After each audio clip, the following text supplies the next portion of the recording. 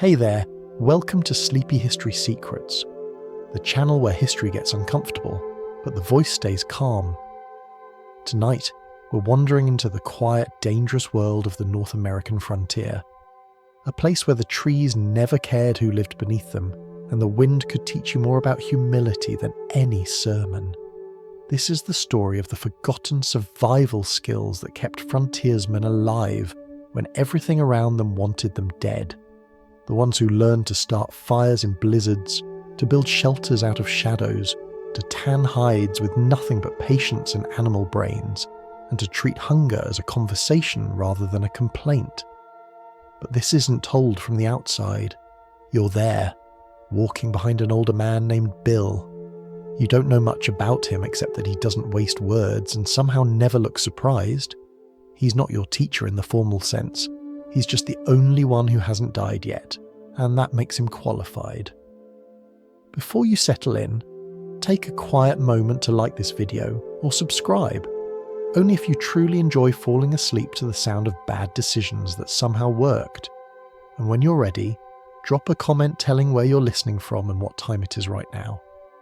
It's oddly comforting to know how many of us are awake at the wrong hour, each in our own little wilderness. Now, dim the lights.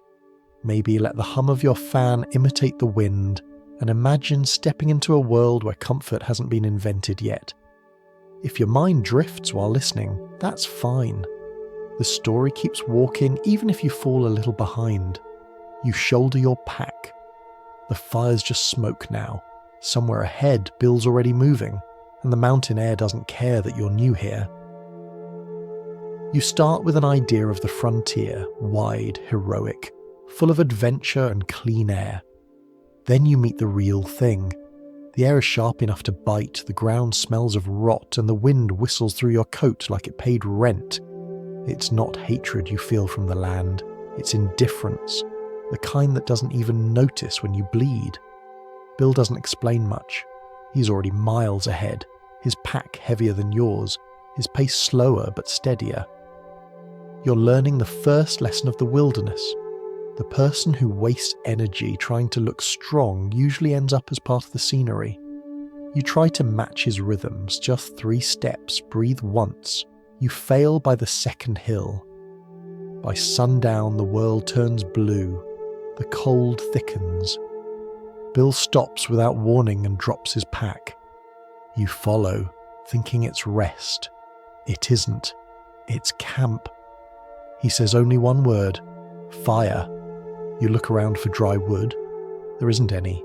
Everything's damp, half frozen. You remember campfire stories from your childhood, where flames danced easily, cheerful and orange. Reality is a handful of shivering twigs and a man who's already disappointed in you. Bill strikes, steel against flint. Sparks jump, small and fleeting. He bends close, breathing softly into the tinder. A nest of moss and old cloth blackened from previous failures. The ember glows. He keeps breathing slow as thought until it catches. The flame rises, uncertain at first, then steady. He gestures for you to try. You fail 5 times. On the 6th, you find the rhythm. It isn't about strength, it's about patience. You exhale into the ember like whispering a secret. The smoke curls up. Heat touches your fingers, faint but real. Bill nods once, not approval, just acknowledgement. You've joined the conversation between fire and frost. You sit close, warming your hands. The smell of smoke fills the hollow around you. Your coat still leaks wind. Your boots are wet. Your stomach is a rumour of hunger.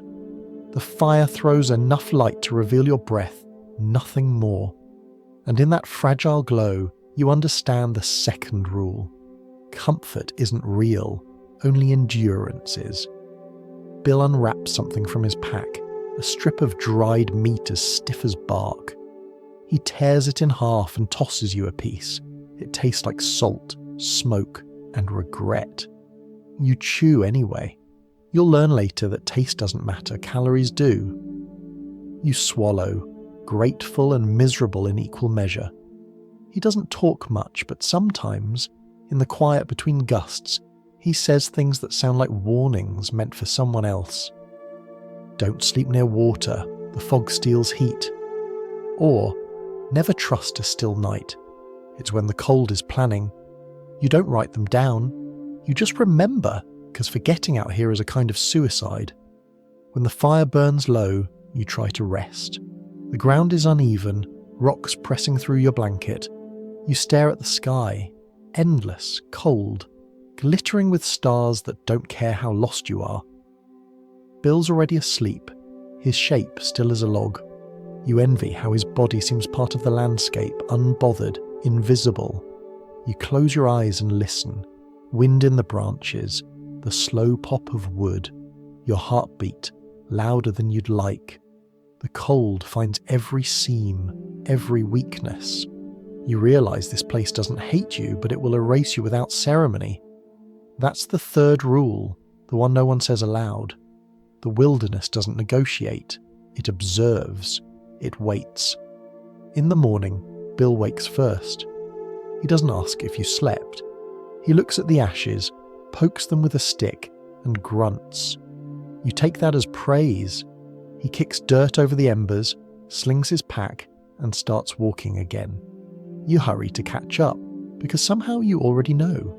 Falling behind here isn't something you get to do twice. You walk in silence, the kind that presses on the ears. Sunlight breaks through the trees in long, cold stripes. Every sound, a branch cracking, a crow calling, feels like it carries intent. The forest is awake, and you're the guest it didn't invite. Somewhere between exhaustion and awe, you stop feeling sorry for yourself. The self-pity burns away like damp wood finally catching fire.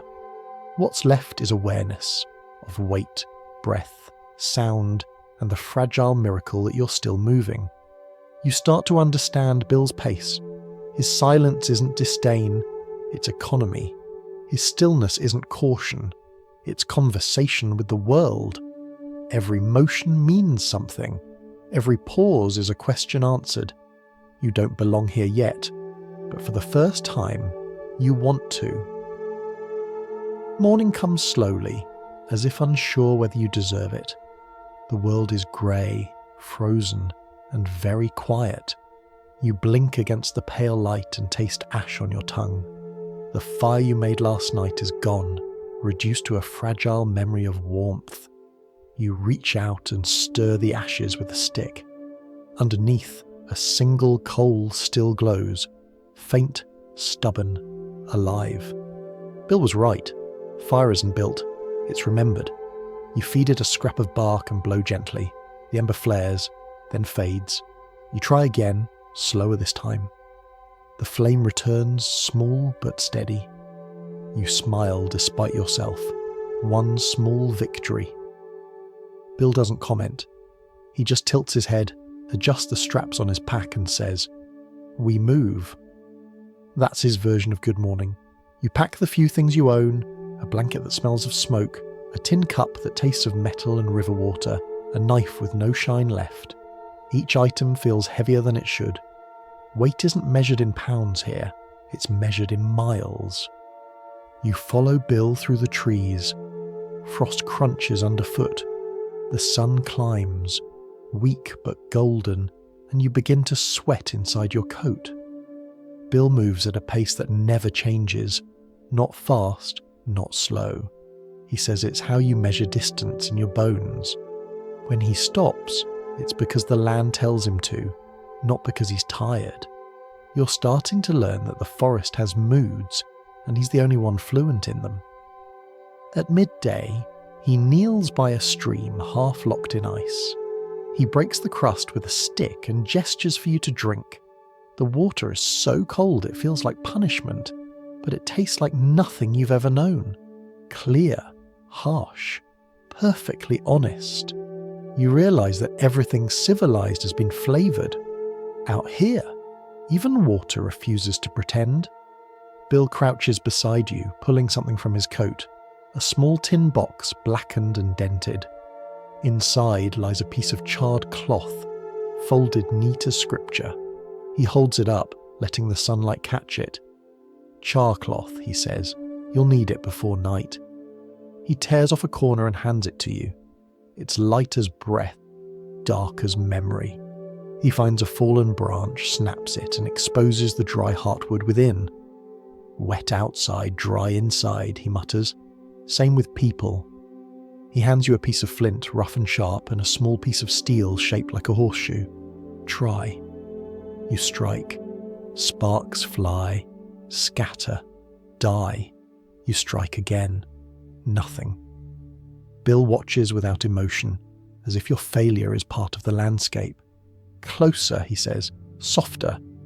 You crouch lower, bring the steel nearer to the char cloth and strike again. Light touch, clean angle. This time a spark lands and glows. You freeze, afraid to breathe. Bill leans in, murmuring, "Now feed it." You cup your hands around the ember and blow gently, the way you'd breathe on a child's cheek. The black cloth turns orange, then red, then bursts into a thin curl of smoke. You place it into a bundle of dry grass and moss and exhale again. The bundle catches. A thread of fire snakes through it, golden and alive. You look up, triumphant, soot on your fingers. Bill just nods once and says, "Again." You do it again and again until your knuckles ache. The flint bites your skin. Your thumb stings from the heat. But by the fifth try, it feels almost natural. The rhythm of steel and spark, the breath that bridges cold and flame. You begin to understand what Bill means when he calls fire the only language nature respects. When the light begins to fade, you stop by a clearing. The ground dips slightly, shielded by boulders and thick trees. Bill chooses the spot without a word. He shows you how to clear wet leaves, stack kindling, and place logs so they lean like a family supporting each other. "Fire breathes," he says. "Give it room." He crouches beside you while you work. The first attempt fails, smoke only, no flame. He doesn't correct you. The second time, the moss catches, but dies before spreading. The third time, the wind helps, curling through the wood like a whisper of approval. You both sit back as the flames rise, painting your faces in orange and shadow. Bill pokes the fire with a stick and speaks for the first time in hours. "Most folks think you make fire with your hands," he says. "You don't. You make it with your patience." You think he's being poetic, but his face is serious. The mountain doesn't reward rushers. It rewards the ones who wait. You remember your life before this.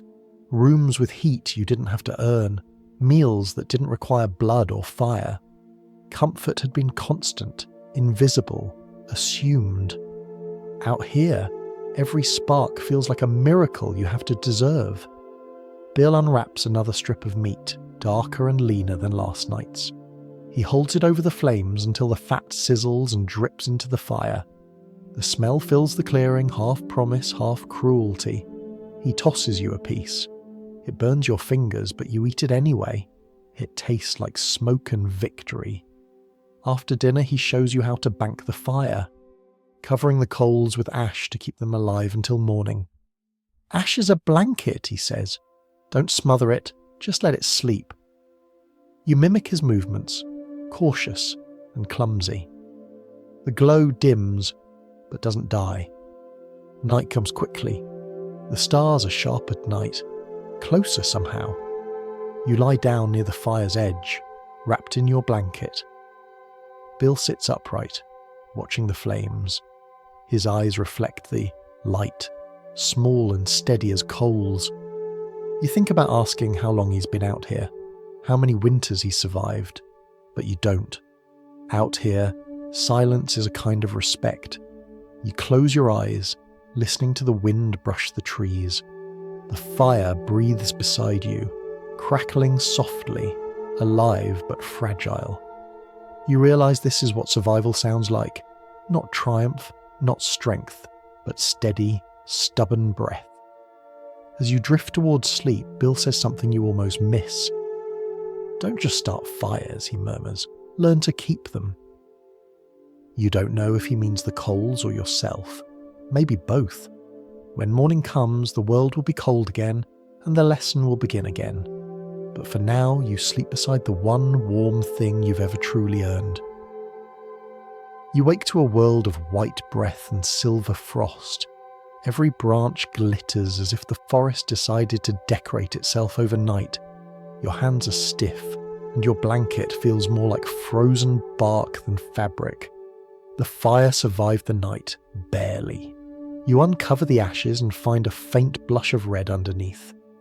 One spark left, faithful enough to wait. You feed it dry bark and breathe gently. The flame crawls back to life, slow but obedient. You think of Bill's words. The trick isn't starting a fire, it's keeping it alive. Bill's already standing, pulling on his gloves, his breath a thin cloud that disappears before you can count it. "We build today," he says. "No good morning, no plan, just that." He gestures to a clearing downhill. It's small, sheltered by a slope and a stand of spruce. "This will do," he mutters. You follow his lead. He moves like a man who has already built 100 shelters and forgotten most of them. You carry branches, cut saplings, drag bark. It's quiet work except for the creak of wood and the occasional grunt when something snaps wrong. Bill doesn't rush. His pace has that slow inevitability of someone who knows that hurrying is how people freeze. He stops at one point, points at the sky. "See that cloud? It's flat, low, and crawling east. Snow by night. Build tight." You glance at him. "How do you know?" He shrugs. "The clouds always tell you, if you bother to listen." He shows you how to drive 2 poles into the ground and lean smaller ones against them, forming a triangle half as tall as you. "Lean to," he says. "You build the wind's weakness, not your comfort." You layer spruce branches along the frame until they overlap like fish scales. The smell of sap fills the air, sharp and clean.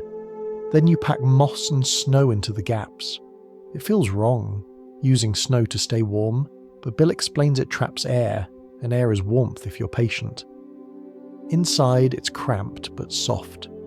The ground is layered with pine needles, straw, and a thin hide Bill pulls from his pack. "You sleep off the earth, not on it," he says. "The ground steals heat faster than a thief in church." You nod, not entirely sure what that means, but the image sticks. By dusk, the lean-to is done.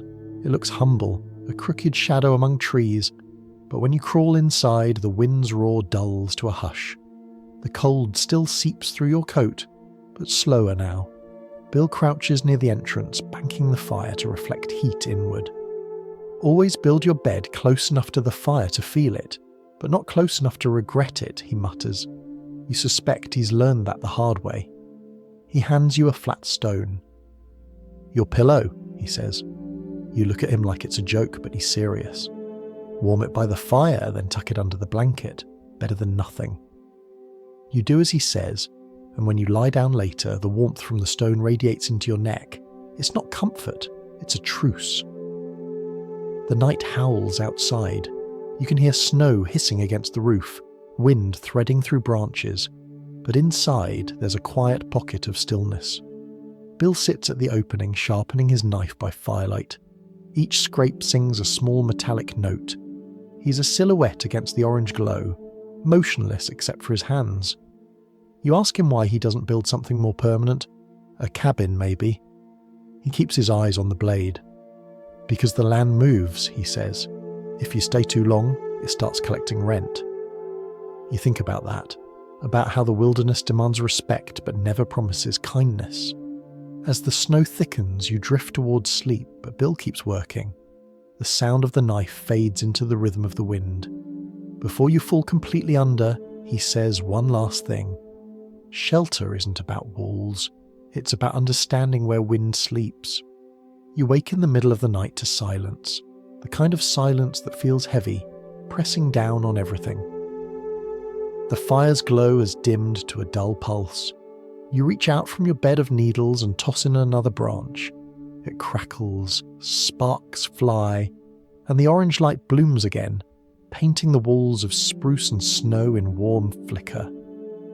For a brief moment, the world feels small, safe, almost human. Then a sound cuts through the stillness, a groan from deep in the woods. Long, low, uncertain. You freeze. Bill doesn't move. He just listens. Another sound, closer now. A crack, maybe a branch, maybe something heavier.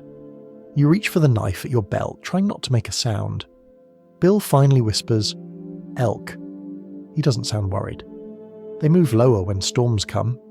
You exhale slowly. The world goes quiet again. The wind outside shifts direction, sighs, then settles. Bill banks the fire once more, covering the coals with ash. "Sleep," he says. "The storm's already here." You do sleep eventually. The wind rocks the roof, and bits of snow fall through cracks. You feel the cold crawl over you like a curious animal, but you don't panic. You remember the layers, the needles, the warmth of trapped air. You trust it now. Trust that survival isn't about conquering nature, but about cooperating with it just enough to stay.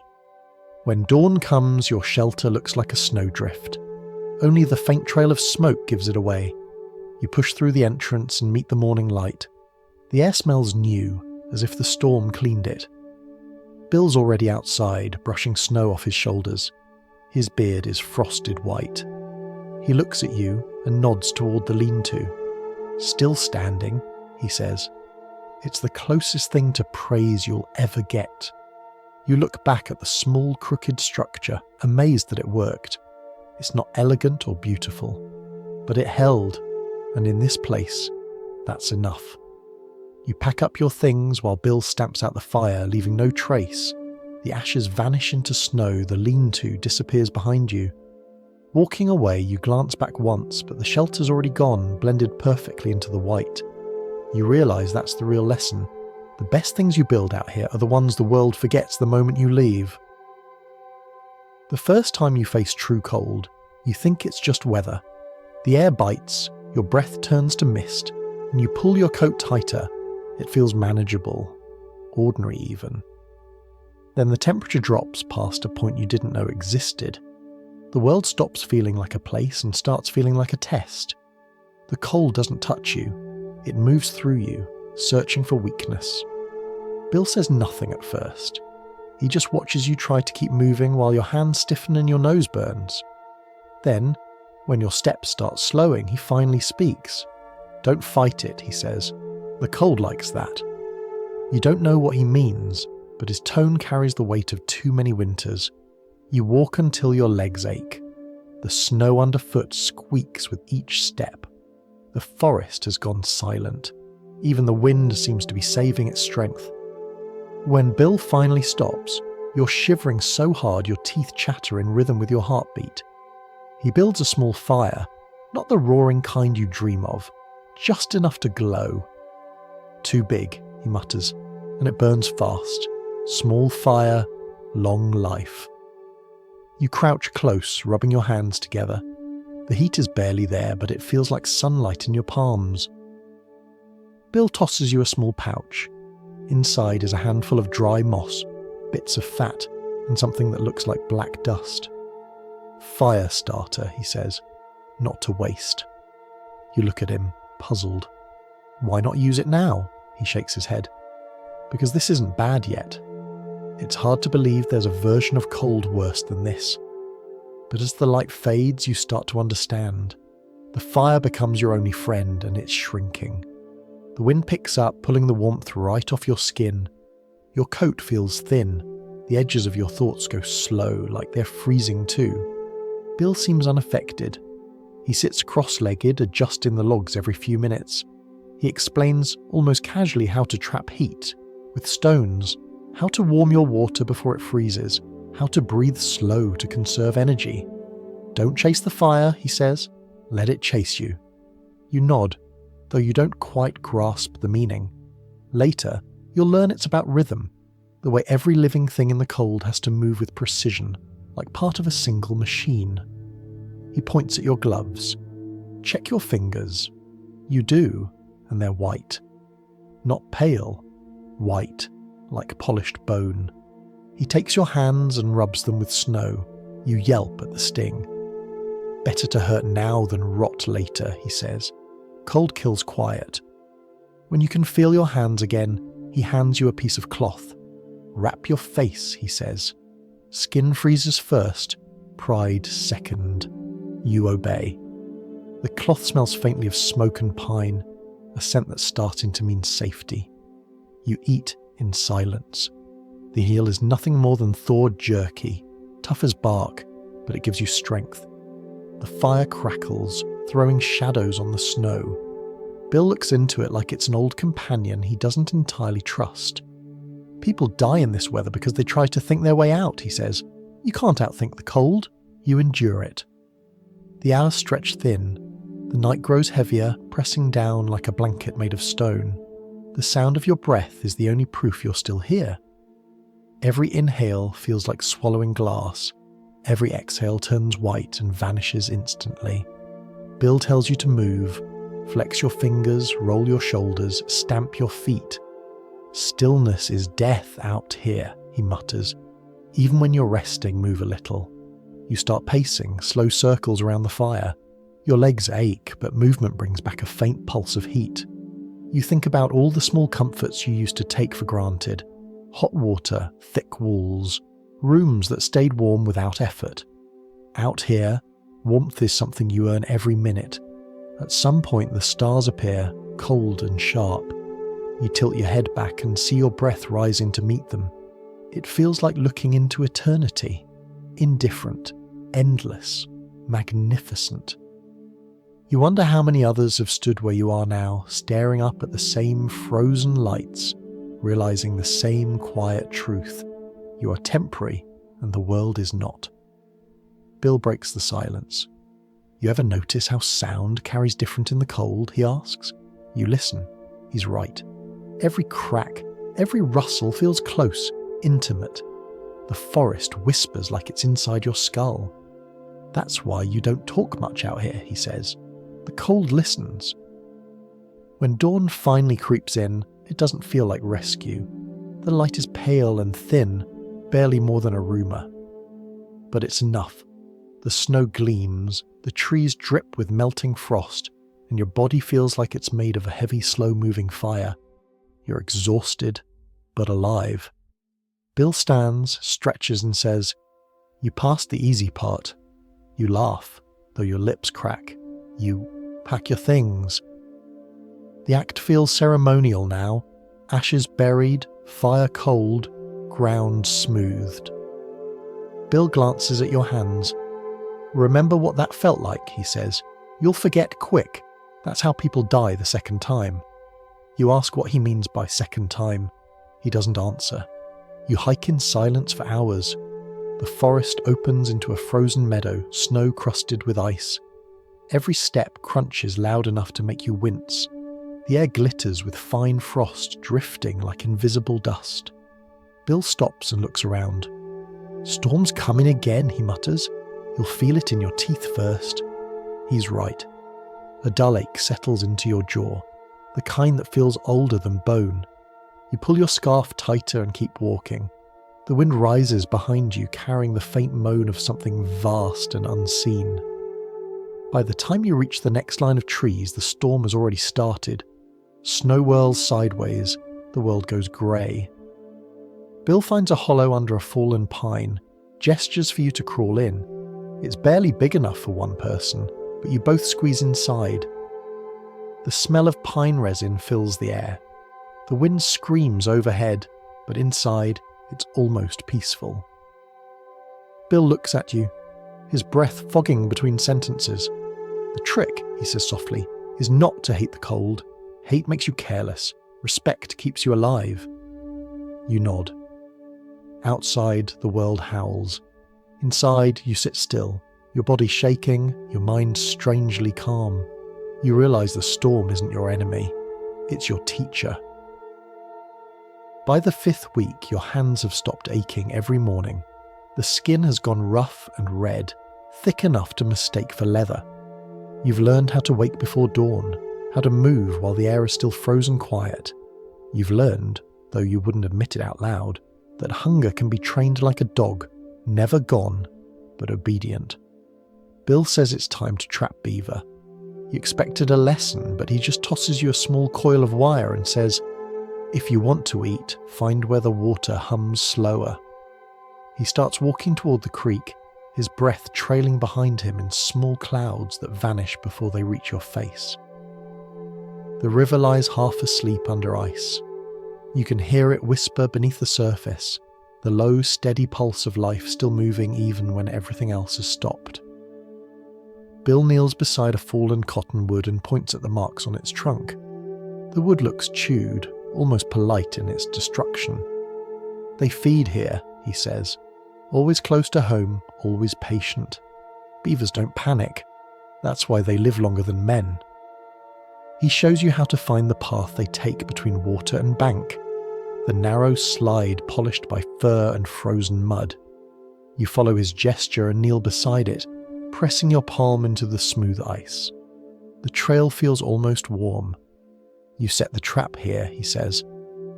He hands you a small iron contraption that looks more like a question than a tool. "Keep it hidden. If the beaver smells metal, he'll laugh and swim around it. You smear the trap with mud, then dip it in the cold water to wash off any scent." Bill adds a pinch of castor lure, something that smells of spice, musk, and a hint of whiskey. "Castor glands," he says. "You use their own vanity against them." You can't tell if he's joking, he's not smiling. You wedge the trap under a thin layer of ice and stake it with a branch. Your fingers ache from the cold water. Bill doesn't help. He just watches. When you're done, he nods once. Now you wait. Waiting, it turns out, is most of what trapping is. The rest is patience disguised as boredom. You build a small fire away from the river and sit. The air smells of wet bark and smoke. Bill chews on dried meat and watches the line of trees across the water. You ask how long it takes. He shrugs. Sometimes hours, sometimes never. Depends who's hungrier, you or the animal. He tells you about the trade. 1 pelt for a few coins, 10 for a knife, 20 for a musket that might jam anyway. Beaver fur, he says, was once worth its weight in comfort. Hats, coats, gloves, civilization built from small deaths beside frozen rivers. "Everything's soft out there," he says, meaning towns and parlours and velvet chairs, was paid for by someone sitting in snow just like this. The trap snaps before you're ready. The sound is small but final. Bill rises instantly. You follow him to the riverbank. Beneath the cracked ice, a shape thrashes once, then goes still. You pull it out together, a heavy, wet weight, brown and glistening. Its body steams in the cold. You feel a rush of awe and guilt. It looks so alive that your own breath falters. Bill doesn't speak for a moment. He just nods toward a fallen log. "Work fast," he says. "Flesh freezes before you can blink." You pull your knife. The first cut is harder than you imagined, not from the act itself, but from the sound. A soft tear, almost gentle. Bill shows you how to skin cleanly, to pull the hide without wasting the meat. His hands move with the same patience he used when making fire. No flourish, no hesitation. "It's not about pride," he says. "It's about respect. Don't ruin what feeds you." The smell is sharp. Iron, musk, and river water. You scrape the hide with your knife, peeling away the fat until it shines. The tail, thick and rubbery, goes into Bill's pack. "You'll eat that later," he says. You try not to think about it. When you finish, Bill brings out a thin willow hoop and stretches the hide over it. "Dry it by smoke, not fire," he says. "Too much heat makes it brittle." Patience again. He ties the edges with strips of sinew, pulling them tight. The circle looks almost like a drum, pale and silent. By the time the sun dips behind the trees, your hands are raw and stained. The pelt hangs near the fire, steaming gently. You stare at it, both proud and uneasy. Bill senses it. "Don't apologize," he says quietly. "Everything alive eats something that was breathing an hour ago. The trick is to remember that." He slices a small piece of meat from the hindquarter, spears it on a stick, and roasts it over the fire. The smell is strange, sweet and oily. When he hands it to you, it glistens in the light like polished amber. You bite carefully. The texture is chewy, the flavour somewhere between fish and smoke. It isn't pleasant, but it's warm, and you're too hungry to care. Later, while the pelt dries, Bill speaks again.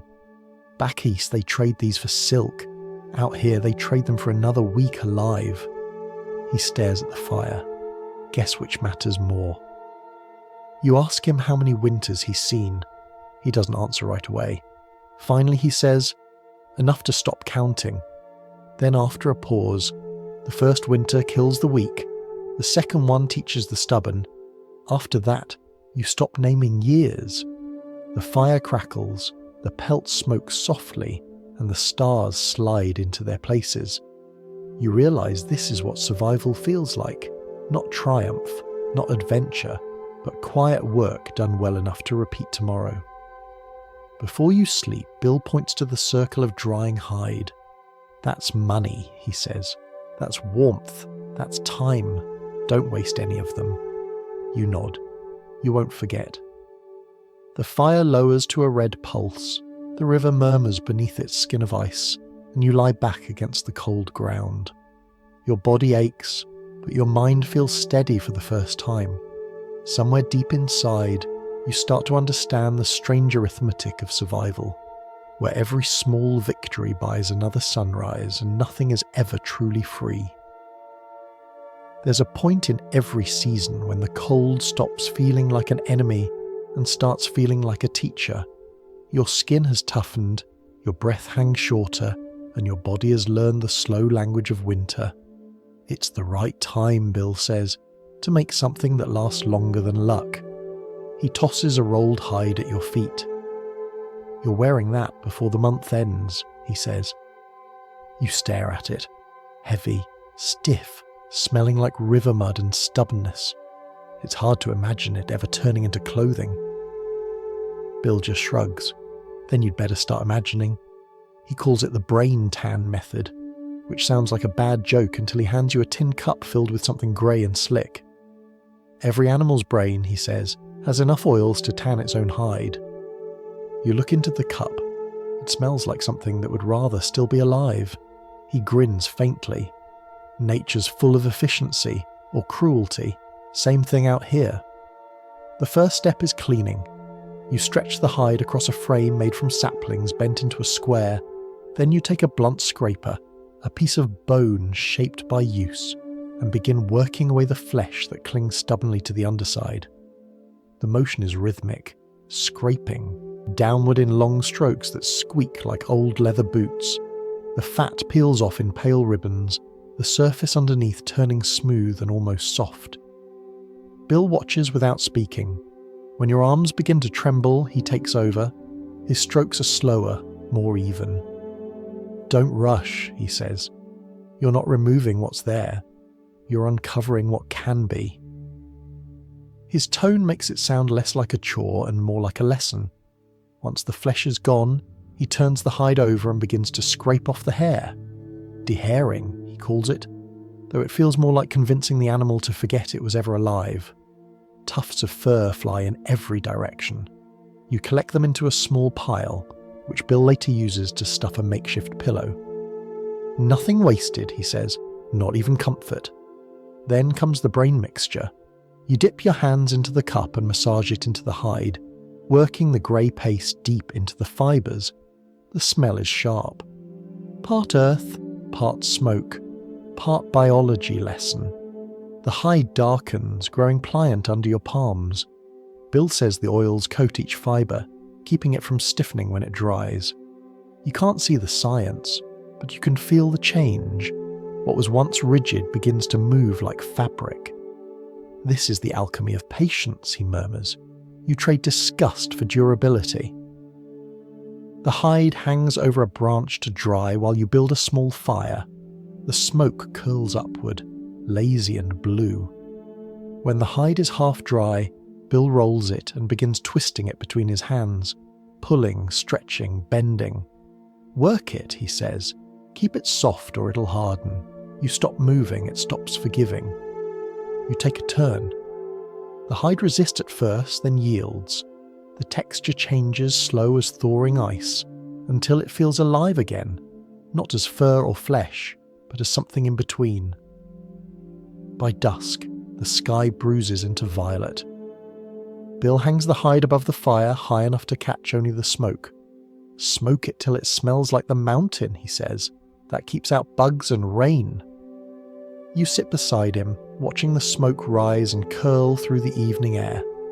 The scent is rich, wood, resin, a hint of something wild. You realise you'll smell like this for weeks, maybe months, but it doesn't bother you. The scent feels like belonging. When the hide is ready, you run your hand over it. It's soft, buttery, and quiet. That's the word Bill uses. Quiet. Buckskin doesn't rustle like wool or crackle like dried leather. It moves in silence, the kind that matters when you're hunting or hiding. You can tell a man's experience by the noise his clothes make, Bill says. If he sounds like a storm, he won't live through one. He cuts the hide into panels, stitching them together with sinew threads pulled from the same animal. The needle is a sliver of bone polished smooth. He works slowly, looping and knotting with deliberate care. You join him, clumsy at first, then steadier. The thread tugs through. The hide with a satisfying pull like sewing the day itself back together. When the shirt is finished, you put it on. It's heavier than you expected, but it moulds to you, flexible and warm. The surface smells faintly of wood smoke and something ancient. Bill nods. That'll keep you alive, he says. And if it doesn't, at least you'll look respectable when you're frozen. That night you sleep in your new buckskin shirt. The warmth it gives off is different from wool, more patient, less obvious. It feels earned. When you wake before dawn, you find the fabric hasn't stiffened overnight. You stretch, and it moves with you, creasing softly. Bill hands you a second hide. You'll need leggings too, he says. Snow doesn't care if your upper half looks prepared. You sigh, but your hands already reach for the scraper. Somewhere between exhaustion and satisfaction, you realise you're no longer learning tasks. You're learning tempo. Every motion has a rhythm, every tool a tone. As the second hide smokes, you sit by the fire and think about how this work rewires your understanding of beauty. Back in the world you left, beauty was something delicate. Silk, shine, polish. Here, it's anything that lasts. Strength, silence, and the faint smell of pine on leather. Bill looks up from his stitching and says, almost as if reading your thoughts, you stop caring about looking good out here. You start caring about disappearing. You glance down at your hands, cracked, stained, but sure. The hide stretches across your lap, warm and supple, a small miracle of persistence. The firelight flickers gold against the smoke. You can almost hear the mountain breathing. When the night deepens, Bill leans back against his pack and sighs, content in that quiet, gruff way of his. You see, he says, you didn't just make clothes, you made time. Every stitch is an hour you don't have to freeze. You lie awake a while longer, the smell of smoke and leather filling the shelter. The wind outside sighs through the trees, and you listen, wrapped in warmth that was once life and will be again, in some form. The mountains are patient, and now, so are you. You stop thinking of fire as something you build. By now, it feels like a person you travel with. Moody, temperamental, sometimes generous, sometimes cruel. It eats what you give it, purrs when content, bites when hungry. It has moods. It has needs. You learn to listen before you feed it. Bill says it's the only friend you'll ever make out here who won't betray you, unless you turn your back too long.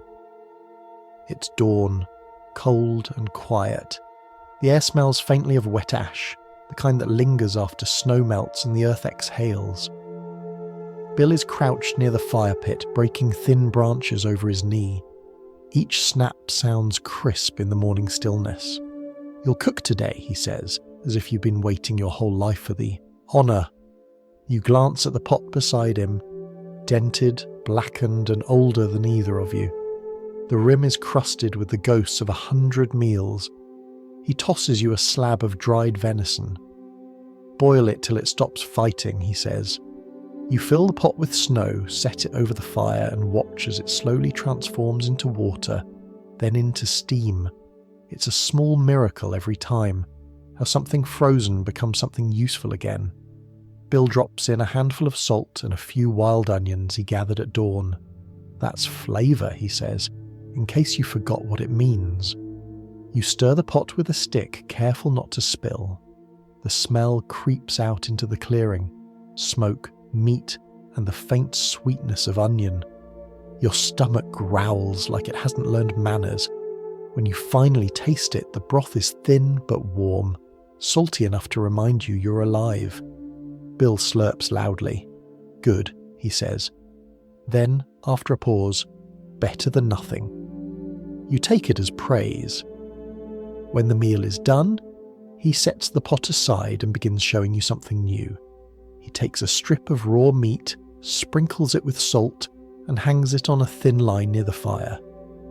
The heat from the coals curls upward, slow and steady.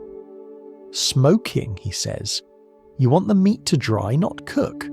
Too close to the fire, it burns. Too far, it rots. Just right, it lasts. You watch as the edges of the meat darken, the fat dripping in lazy glows into the ash below. The scent is deep and satisfying. Jerky, Bill mutters. Your best friend on a long trail. He shows you how to judge the heat with your hand, palm near the smoke, not the flame. If you can hold it there till you count to 5, it's perfect. You try it, counting slowly, feeling the warmth lick your skin. The fire hums beneath your fingers, steady, alive. After that comes another lesson. Bill pulls a chunk of frozen mud from the ground and places it beside the fire. He watches as it thaws, the water seeping out, steaming gently. That, he says, is why you never trust the ground near heat. Everything melts eventually, even what looks solid. He pokes the mud with a stick. Fire teaches that too. It's patient. It wins by waiting. Later in the day, you move camp higher up the slope. Bill picks a spot sheltered by rocks and half-ringed by trees. He digs a small pit, lines it with stones, and builds another fire. For sleeping, he says, you want the coals, not the flame. He burns a pile of wood down to embers, then pushes them into a long trench. He covers them with dirt, leaving just enough warmth to feel through the ground. Now, he says, sleep on top of that. It'll keep you warm till dawn. You lie down that night on your bedroll above the buried heat. The earth feels alive, pulsing faint warmth through your back. The smell of soil and ash blends with the faint sweetness of burnt pine. For the first time in weeks, you sleep without shaking, but fire-like. Everything else out here is a teacher that never gives without taking. You wake in the middle of the night to the faint smell of burning wool. The edge of your blanket is smoking. You slap it out, coughing. Bill chuckles from the shadows. Too close, he says. Better a burnt blanket than a burnt fool. You mutter something unkind and he laughs harder. By morning the ground has cooled.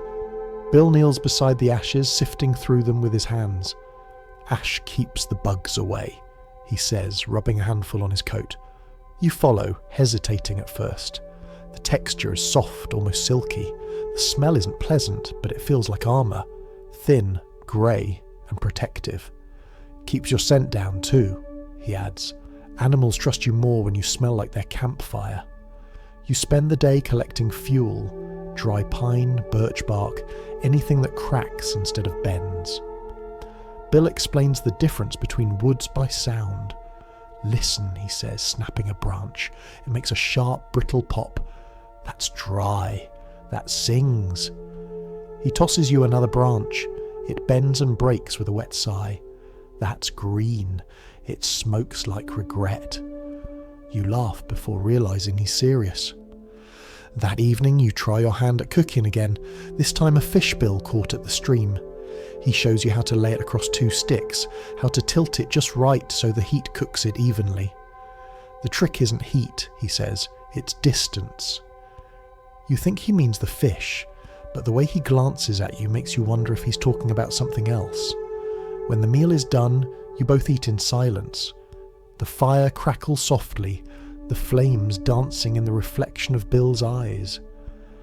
After a while, he says, "Back when I was green, I built fires too big, thought size meant safety, burned through my wood before midnight, froze my feet before dawn." He stares at the flames. Everything out here teaches you humility, one mistake at a time. You poke the embers, watching them glow brighter. "You ever make the same mistake twice?" you ask. He grins. "Only when I think I'm smarter than the mountain." Later, when the fire settles into coals, Bill shows you how to bank it, covering it with ash so it sleeps till morning. He does it with a kind of reverence, almost ceremony. "You don't leave fire behind," he says. "You trust it'll remember you when you come back." He covers the last ember, pats the dirt and sits back. There, still breathing, just quiet.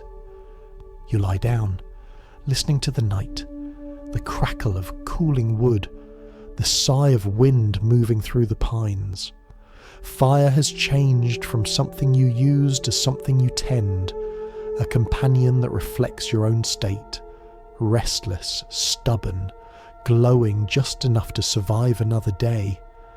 And as you drift towards sleep, you realize the wilderness isn't teaching you how to dominate it. It's teaching you how to live with it, the same way you live with fire. You feed it, respect it, and never, ever assume it's finished talking. There comes a time, usually after the first real storm, when the forest gives you nothing. No fish biting, no tracks worth following, no berries that haven't frozen to glass. The snow deepens, the rivers slow, and hunger becomes a second heartbeat. That's when Bill teaches you the art of eating later, the strange practical alchemy of turning plenty into patience. He calls it making food that remembers you. He means pemmican, though you don't know the word yet. You just know the smell. Heavy, smoky, faintly sweet, the scent of survival itself. It starts with meat. Deer, elk, moose. Doesn't matter, Bill says, tossing you a slab that looks like it could outlast winter. Cut it thin as a lie. You slice it with your knife, the blade whispering through the muscle. The strips are uneven at first, but Bill doesn't comment. He just hangs them near the fire far enough that the heat caresses instead of burns. "Dry, don't cook," he mutters. "You want it to forget it was meat, not become ash."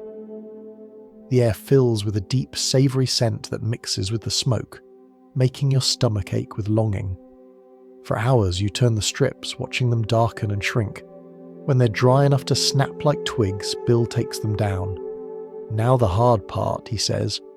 He pulls out a small stone and begins pounding the dried meat into powder. The sound echoes through the trees, dull, rhythmic, strangely comforting. You join in, grinding, crushing, until the meat is no longer meat, just flakes and dust. Next comes the fat. Bill unwraps a block of something pale and solid. It smells like a candle that's been burning for too long. Rendered fat, he says, keeps you alive when food won't. He melts it slowly over the fire until it turns clear and golden. The liquid shimmers like honey, though it tastes of nothing but heat. "This," he says, pouring it into the meat dust, "is what binds you to another sunrise." You stir the mixture with a stick. It looks unappealing, feels worse, and yet you can sense the logic behind it. Calories that don't spoil, fuel that doesn't freeze. Bill tosses in a handful of dried berries. They burst against the heat, bleeding colour into the mix like small memories of summer.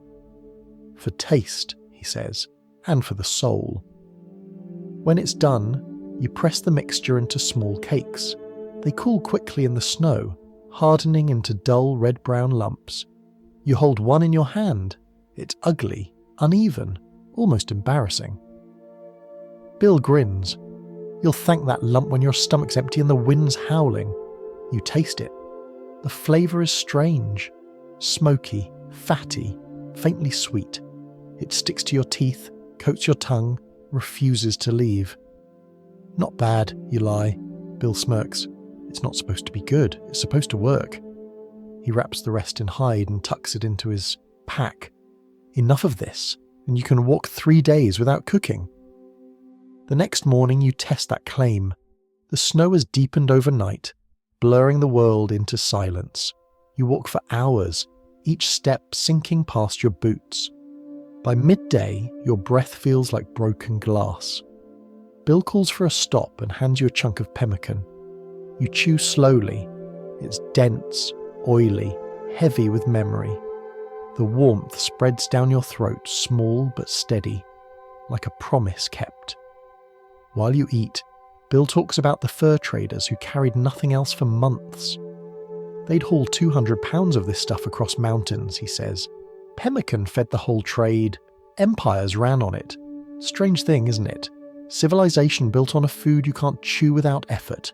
He tells you stories of men who froze within sight of their own supply, too weak to dig it out. Of others who lived half a year on nothing else, chewing in silence while rivers thawed and froze again. You listen, the snow whispering around you, and realise that survival doesn't look noble. It looks stubborn. It looks like this. Tired faces, frozen fingers, and small bites that taste of nothing but endurance. Later that day, Bill teaches you another trick. He scoops snow into a tin cup, adds a few pine needles and sets it near the fire. The scent rises, sharp, green, almost citrus. Tea, he says, full of what your body forgets it needs.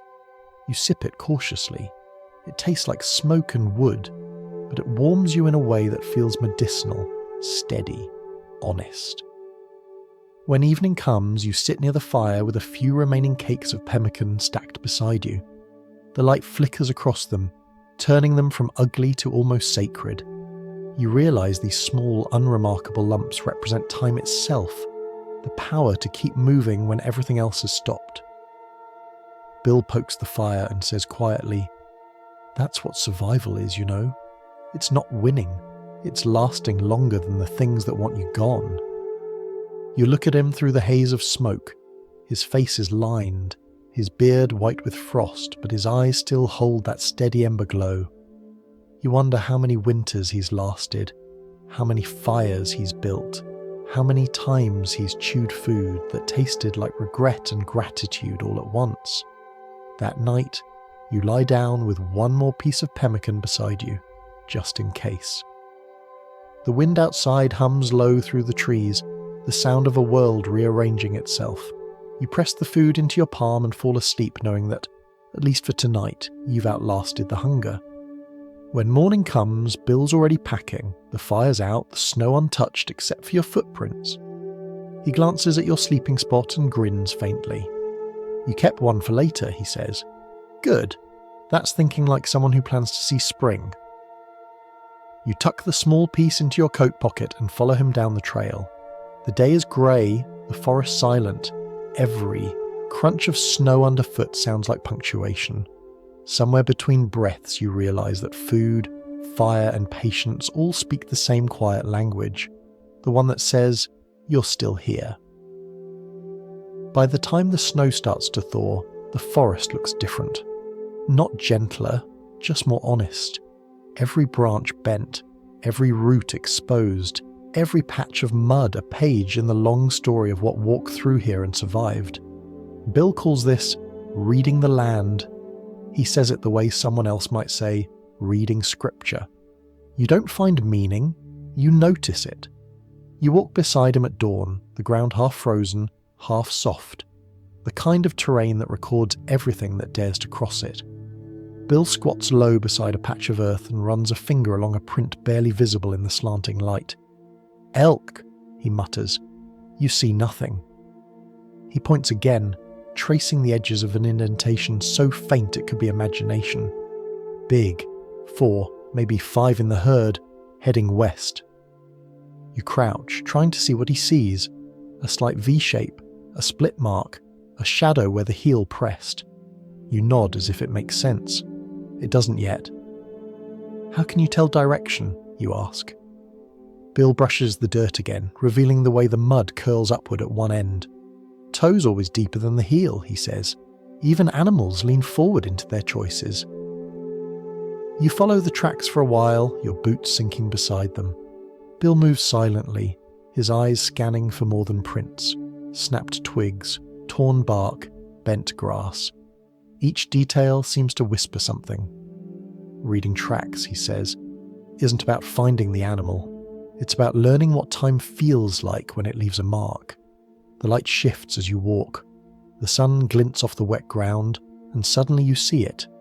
Not the animal, but the movement, the pattern of it. The prints are closer together where the hill steepens, wider where it flattens. You can almost imagine the rhythm of its gait, the heartbeat of something heavy but unhurried. Bill stops again, this time by the stream. Cougar, he says, pointing to a single print pressed deep into the sand. You lean in. It's almost perfect. Round, symmetrical, with 4 toe marks and no claws. How do you know it's not a bear, you ask? He grins. Bears walk like they own the place. Cats walk like they borrowed it. You notice how shallow the print is compared to a bear's. The edges are crisp, the stride narrow, deliberate. Bill traces the line between prints with his finger. See how clean it is? That's confidence. Bears wander, cats plan. He straightens up, scanning the trees. He's close. Let's move before he gets curious. As you walk, you start noticing things you never saw before. A feather caught on bark, a patch of flattened grass, a broken twig with sap still wet. Every mark holds a timestamp. The forest is full of clocks if you know where to look. The trick, Bill says, is not to stare at any one of them too long. The land keeps time differently. If you stop to count, you'll miss the hour. Midday brings human tracks.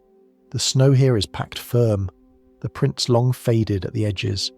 Bill studies them for a moment. 2 men, he says. 1 light, 1 heavy. 2 days ahead. You ask how he can tell. Weight leaves memory, he says. Light man's feet bounce. Heavy man drags. You can hear the story in the ground. He kneels again, tracing the pattern where the prints cross a patch of pine needles. They were tired. See that drag on the heel? Maybe carrying something, or someone. His voice drops softer. They were arguing. You can tell by the way the steps overlap. No rhythm. You stare at the marks, amazed that so much could be known from so little. To you, it's chaos. Scuffed earth and scattered debris. To Bill, it's a confession. People think they can walk away from things, he says, but the ground remembers every word they didn't mean to say. In the afternoon, he teaches you how to hide your own trail.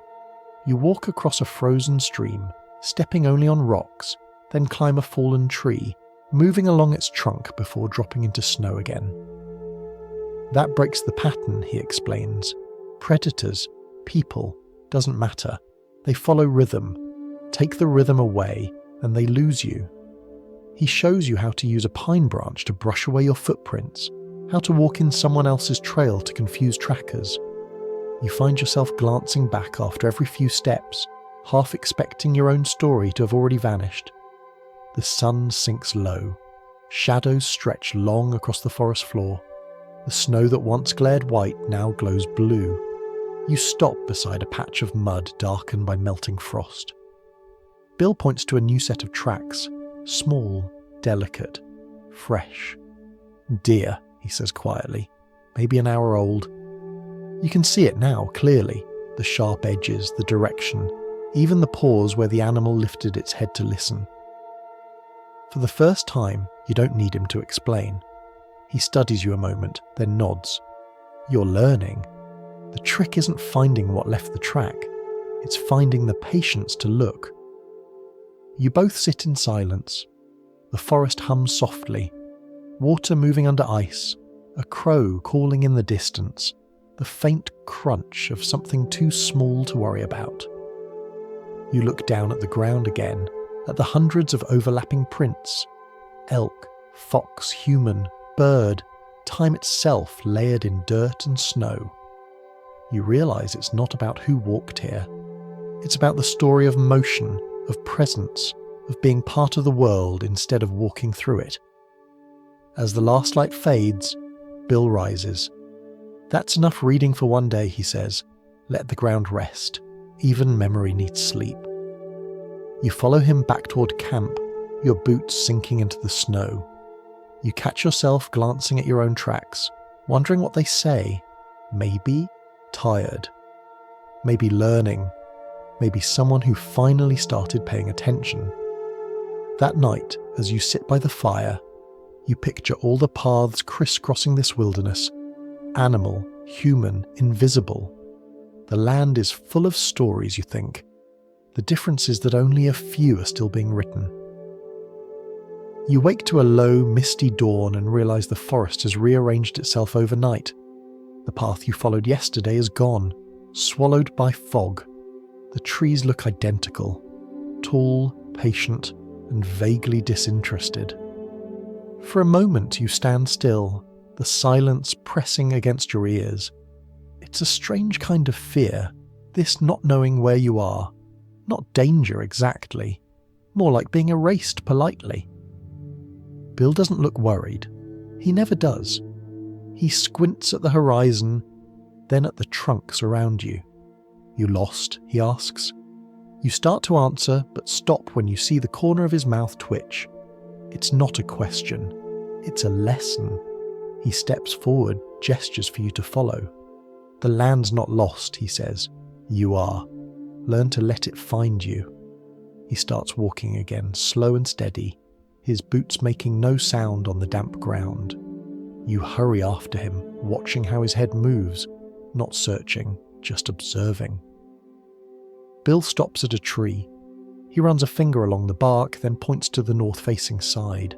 It's damp, layered with moss. "Moss likes the shade," he says.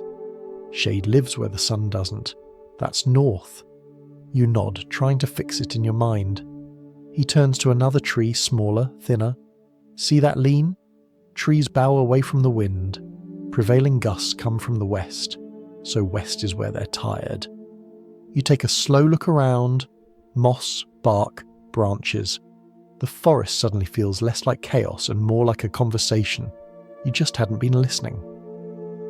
A few miles later, the mist clears, revealing a small clearing and a trickling creek. Bill kneels beside it, scooping water into his hands. "Streams don't wander for fun," he says. "They aim for something bigger. Follow the flow, you'll find a river. Follow the river, you'll find people." You remember that and imagine the map in your head. Invisible lines connecting water to water, paths carved long before trails were named. After a while, you stop near a bend in the creek. The water glints silver. You notice the current moves faster near the middle, slower near the banks. "The fast water tells you direction," Bill explains. "If you see bubbles, they'll point the way home. Everything out here moves towards something else." By noon, the fog lifts and the sun burns through. Bill shades his eyes, scanning the sky. "There she is," he says quietly and points. You follow his finger to a faint white dot. The moon, pale even in daylight. "Half moon in daylight means it's waxing," he says. "Southwest in the morning, southeast by afternoon. That's how you know where you stand without asking." You look around. Everything still looks endless, but now the endlessness has direction. You take a step, then another, feeling the difference between wandering and walking. That night, Bill builds a small fire. He sits on a log and looks up. The sky's perfectly clear. A black ocean filled with sparks. "You ever use a compass?" he asks. You nod, remembering a brass one you carried once, shiny and useless. "Throw it away next time," he says. "That little needle can't tell you if you're walking into a cliff." He points upward. "See that one? The bright one that doesn't move much? That's the North Star, Polaris. She's steady no matter how lost you get." You stare, finding it after a moment. Faint, calm, constant. "As long as she's over your left shoulder," Bill says, "you're heading west. Over your right, you're going east. Dead ahead, you're going north. The sky doesn't lie. People do." He draws lines in the dirt with a stick, connecting the dots like he's teaching a child. The Big Dipper points to the North Star. The Dipper turns, but she stays put. That's the difference between something useful and something showy. He chuckles softly. You'd be surprised how many men die chasing the Dipper. You glance up again. The stars seem alive now. Not decorations, but instruments. You realise that for Bill, the sky isn't something distant. It's a tool, a map etched in light. You read the ground by day, he says. You read the heavens by night. Together they'll get you anywhere worth going. As the fire burns lower, you lie back and watch the stars. The air is sharp and clean. The Milky Way stretches overhead like spilled flour across a dark table. You trace shapes, not constellations exactly, just patterns that make sense to your tired mind. Bill notices. Everyone finds their own, he says. Mine used to be the outline of a horse. Now it's just the space between stars, that's where the quiet lives. The conversation drifts. He tells you how he once followed a river for 3 weeks, only to end up where he started. Learned something though, he says. Maps don't matter if you keep walking in circles inside your own head. He throws another stick into the fire. Sometimes direction isn't about where you're going, it's about how you keep moving. The fire cracks softly. You close your eyes and listen to the trees shifting, the faint trickle of water nearby, the steady breath of wind. When you open them again, the sky has rotated, stars sliding slowly west. The North Star remains exactly where it was. You think about what Bill said, that constancy is worth more than speed. Before sleep takes you, you whisper to yourself, North is the one that doesn't move. It feels like a prayer, simple and sure. The kind of truth the wilderness allows you to keep. In the morning, Bill wakes you with a kick to the boot. We move east, he says. Sunrise will guide us. The sky blushes pink between the trees. The light spills through the branches, painting everything gold and forgiving. You shoulder your pack, check the moss on the nearest tree, and feel a small, quiet confidence settle in your chest. You walk without a map, without a compass, without fear of losing your way. The land hums softly beneath your boots. The river sings nearby, and above you, the North Star lingers even as daylight grows, unseen, but still there. By the time spring begins pretending to arrive, you've stopped trusting appearances. The sun glows warmer, the birds return, and for 3 whole days you believe the worst is over. Then, without warning, the sky changes its mind. The wind sharpens, the light flattens, and all the warmth disappears as if it had never existed. That's when Bill tells you that the weather doesn't arrive. It announces itself. The problem is, most people don't listen. He starts teaching you how to listen. First rule, he says, the sky never lies, but it never shouts either. He tilts his head back, squinting at a long, thin cloud stretching across the horizon. Cirrus, he mutters, though he doesn't use the word like a scholar. Means the wind's writing something. Might be a storm 3 valleys away. You look up, seeing nothing but colourless streaks, and wonder how that can mean danger. Bill grins. That's the trick. The first signs never look like signs at all. You walk for hours under a sky that feels uncertain. The air smells strange, metallic, almost like coins rubbed together. The birds that filled the morning with noise have gone quiet. Bill stops and looks around. You hear that? He asks. You don't. Exactly. When the bird stops singing, it's time to move. He quickens his pace, motion smooth, deliberate. You follow, stumbling to keep up. You can't outlast weather, he says over his shoulder. You just leave before it remembers you. The wind rises. The forest begins to groan softly, branches rubbing together like old hinges. The smell of rain becomes stronger, sharper, almost electric. You feel it first as a whisper against your face. Not quite rain, but close. Bill glances back. We'll need high ground, he says. Rain fills rivers faster than thought. You reach a ridge before dusk. From there you can see the valley below, a long dark sweep of trees and water. The wind is stronger here, pulling at your coat, pushing cold fingers through every seam. Bill squats low, studying the clouds. See how they stack, he says. Flat on the bottom, dark on the belly, climbing tall. That's not decoration, that's warning. He gestures to the west, where light flickers faintly behind the grey. Lightning's talking to the ground again. Always best to leave them alone. You find a hollow between rocks, just wide enough for two.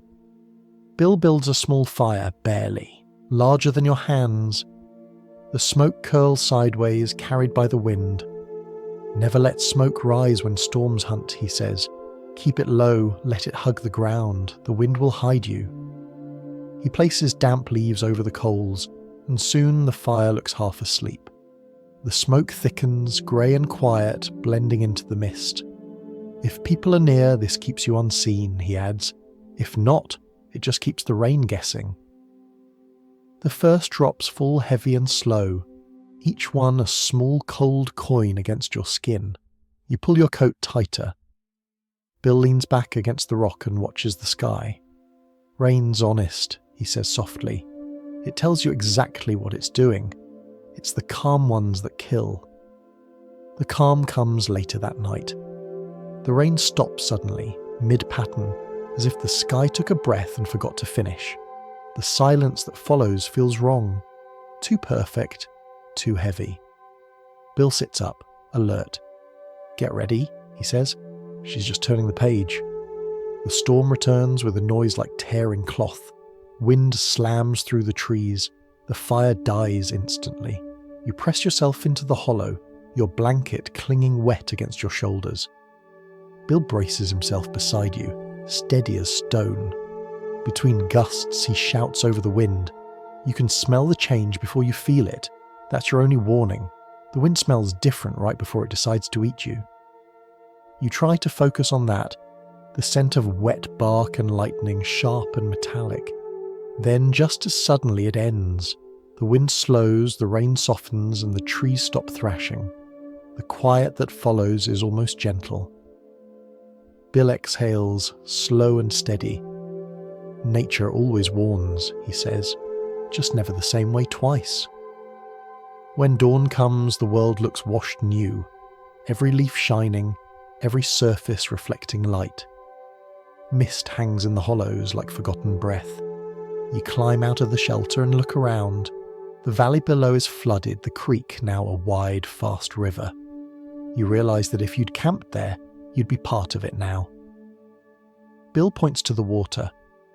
That's how fast you die when you think weather's just scenery. He tosses a small stick into the current. It vanishes instantly. There's your clock. That's how quick the wrong decision becomes forever. You walk in silence, boots squelching through mud. The air is cool and clear, smelling faintly of pine and clean water. Somewhere a single bird starts to sing again, tentative but brave. You listen, smiling despite the exhaustion. They always come back first, Bill says. Birds forgive the sky faster than people do.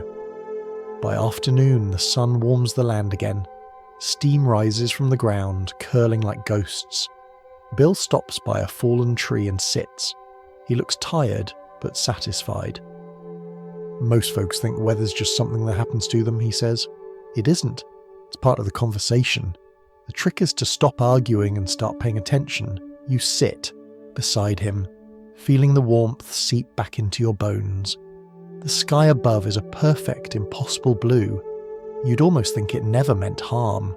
You laugh quietly, shaking your head. The sky gives hints, you say, repeating one of his lines. People just ignore them until they're floating, Bill grins. Now you're learning. That night, when you build your own fire, you catch yourself watching the smoke. It rises, wavers, then slips sideways in a soft curve. You nod to yourself, understanding. Somewhere out there, a storm is already turning toward you, and you'll be ready this time. The first time you see smoke that isn't yours, your heart stops for half a beat. It rises in a thin grey thread from the trees beyond the ridge. straight and still against the blue morning sky. Bill sees it too. He doesn't change pace, doesn't draw his rifle, doesn't even speak for a while. He just watches the direction of the wind. When he finally talks, it's in a whisper. "Crow," he says, "maybe Blackfeet. Could be either." You wait for him to decide what to do. He keeps walking, slower now. "We'll circle down," he says. "Better to meet people from the side than from the front." His words sound like advice for life in general. By noon, you catch the sound of voices. Low, rhythmic, not English. You stop behind a cluster of birches. Through the branches you see them. 4 men, horses tied nearby, a small fire smouldering between them. Their movements are calm, unhurried, the kind of stillness that comes from confidence. One of them glances up toward your ridge. Bill's hand tightens on his knife, but he doesn't reach for it. "They already know we're here," he says. "Might as well act like we meant to be." He steps out first, slow and empty-handed. You follow, trying not to look like a threat or a fool. The men watch without speaking. Bill raises his right hand, palm out, fingers spread. The universal signal. Peace, or at least not war yet. After a pause, one of them nods and gestures toward the fire. Bill takes it as invitation. You sit down opposite them. The air feels heavy, not tense exactly, just cautious. One of the men pulls a small pouch from his belt and offers it to Bill. Tobacco. Bill takes it, nods once, and produces a little coffee wrapped in cloth. "Trade," he says quietly. The man smiles, the first expression you've seen. "Good trade." For a while, there's nothing but small talk, gestures, shared smoke, a few halting words. You can't follow much, but the rhythm of it feels ancient, like music built from patience. Bill lets the coffee boil and passes the pot around. The steam curls upward, carrying the smell of burnt hope and bitter comfort. They exchange more than goods. Names aren't given, but understanding is. A bundle of dried meat for a handful of beads, a tin cup for a strip of fur, each movement careful, deliberate, the weight of history, hanging between every gesture. You realise that out here trade isn't about value, it's about permission, the right to keep breathing in someone else's territory. When the coffee's gone, the oldest man among them speaks. His voice is low, smooth as worn stone. He points north and says something you don't catch. Bill nods, frowns, then translates softly. "Blackfeet raiding party," he says. 3 days north, they're warning us." You glance up in surprise. "Why warn strangers?" Bill shrugs. "Because respect goes both ways. The mountain kills enough of us already. No need to help it." You sit in silence for a while, letting the fire crackle between you. The smoke rises straight now, no wind to carry it away. One of the younger men picks up a coal with a stick and blows on it gently until it glows bright orange.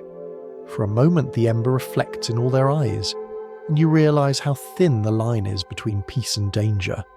One breath either way could change everything. Bill gestures toward your pack. "Give them something," he murmurs.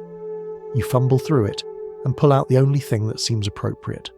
A small mirror you've been using to shave, its surface scratched and dull. You hold it out awkwardly. The young man takes it, turns it over and catches the light. He grins, his face glowing with reflected sun. He says something you can't understand, but the tone is unmistakable. Amusement, gratitude, maybe even kindness. When they leave, it happens quietly. No farewells, no handshakes. They simply rise, pack their things, and melt back into the trees. Bill watches them go, his expression unreadable. "You see," he says finally, "that's diplomacy out here. You meet, you trade, you walk away alive. Anything more is a luxury." You keep walking south that day, your mind replaying every gesture, every silence. Bill explains some of it as you go. "Hand signs keep you honest," he says. "Too easy to lie with words. Out here you speak with what can't be misunderstood." He demonstrates as he talks. The sign for water, for food, for friend. Each one simple, efficient, carved from need. If they sign peace and keep their hands low, you trust them. If they sign peace and touch their knife after, you start walking. Later, as you set up camp, Bill tells you stories of trappers who weren't careful, men who thought being polite was weakness, or being armed meant invincible. They didn't last, he says. The quickest way to die out here is to think you're in charge. The fire burns low. You sit across from him, the glow painting his face in flickering amber. The woods are full of night sounds, owls, wind, a river murmuring somewhere unseen. Bill stares into the flames. You learn humility out here, he says. You have to. The land doesn't care how important you think you are, and neither do the people living on it. You think of the men you met, the quiet balance between tension and trust, and how fragile it all felt. It's strange, you say. We didn't share a language, but it still made sense. Bill nods. That's how you know it's real communication. Words are just noise, meaning's in the breathing. The fire pops, sending a shower of sparks upward. For a moment, you think about how easy it would be for any of those sparks to become something else. A flame, a signal, a mistake. You reach for another log, place it carefully on the coals and watch it catch. Bill looks at you across the fire. You'll be fine, he says. You've stopped talking so much. He grins and you laugh softly, realizing it's the closest he's come to a compliment. The silence that follows isn't empty. It's peace, fragile, unspoken, and enough. By now, the mountains have stopped trying to impress you. They've shown you their storms, their silences, and their strange mercy. You've stopped asking them for anything except another sunrise. But rivers are different. They never stop asking things from you. They want balance, patience, and a healthy respect for the fact that they've been here longer than logic. It starts with a simple problem. The water's too wide to wade, too fast to swim, and too cold to risk. Bill studies it from the bank for a long time. We'll build a bullboat, he says finally. You look at the river, then at him, then back at the river. Out of what, you ask? He grins. Out of what's here, same as everything else. He begins cutting willow branches, thin and green, bending them into a circle large enough for one person. You help, tying the ends with strips of raw hide. The frame looks fragile, something a gust could destroy. Bill tests it by pressing down. It bends, but doesn't break. That's all we need, he says.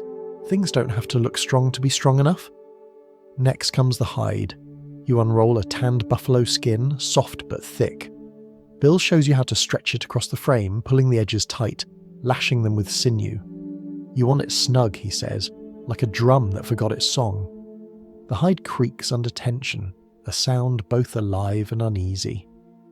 You seal the seams with a mixture of animal fat and pine resin, the scent rising sweet and sharp. Bill works carefully, pressing the grease into every crease. Keeps the river out, he mutters. Mostly. You don't like the sound of mostly. By dusk, the bullboat stands finished, a shallow bowl of hide and willpower. Bill steps back to admire it, hands on his hips. You'll paddle, he says. You laugh, thinking it's a joke. It isn't. You climb in, careful not to rock the frame. The surface dips, then steadies. Bill pushes you out with a stick. For a moment you float, just you, the river, and the quiet disbelief that this is working. The current grabs you instantly, tugging with invisible hands. You paddle with a flat stick, the motion awkward but rhythmic. The boat sways, spins, corrects itself. The sound of water slapping against hide is oddly musical. Bill calls from the shore. Keep your weight low, the river's watching. You lower yourself until you're almost lying flat. The water sprays your face, cold enough to sting but not enough to scare you. You find the rhythm again. Paddle, shift, breathe, trust. Halfway across, the current strengthens. The bullboat lurches, tipping slightly. Your heart stutters. You remember Bill's voice. Improvisation saves more than knowledge. You adjust your stroke, letting the boat drift sideways instead of fighting the flow. The river pulls harder, then eases, almost approving. You reach the opposite bank, soaked, shivering, and somehow proud. Bill crosses next, his movements calm and certain. When he reaches you, he ties the boat to a branch and nods.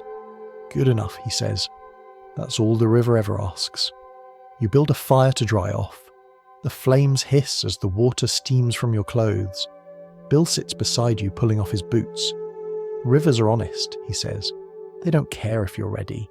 They just ask the same question over and over. Can you stay calm while everything moves?" You think about that, watching the current. The water slides past with effortless strength, carving patterns into the mud. Every ripple looks deliberate, though none of it lasts. You realise that the river doesn't travel. It teaches motion. It doesn't resist. It reshapes. Bill points downstream. "That's where we're heading tomorrow," he says. "If the current takes you, don't fight it. Angle yourself. Float sideways. Survival's about direction, not defiance." He grins. "And if you tip over, try to do it gracefully." The next morning you use the bullboat again, this time to ferry supplies. The process is smoother, almost peaceful. You start to feel the water, how it shifts beneath you, how small movements make big changes. You stop trying to control it and start matching its rhythm. On the last trip, the boat bumps against a submerged log and tilts sharply. You drop your paddle, grab the rim, and feel cold water rush in. For a heartbeat, panic flares. Then you remember Bill's words. You breathe, shift your weight, and the boat steadies.